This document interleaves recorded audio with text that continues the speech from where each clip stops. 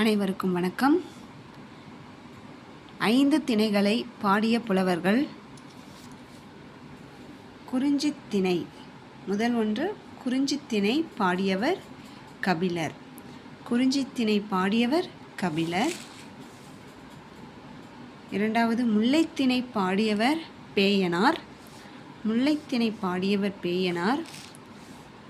மூன்றாவது, மருதத்திணை பாடியவர் ஓரம்போகியார்.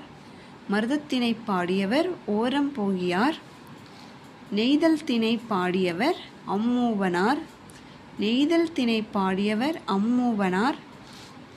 ஐந்தாவது, பாலைத்திணை பாடியவர் ஓதலாந்தையார்.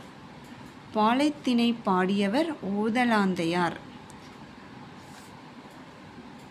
இது அனைத்தும் ஐந்திணைகள் அப்படின்னு சொல்கிறோம். அன்பின் ஐந்திணைகள் குறிஞ்சி, முல்லை, மருதம், நெய்தல், பாலை இவை ஐந்தும் ஐந்திணைகள் என்று புகழப்படுகிறது.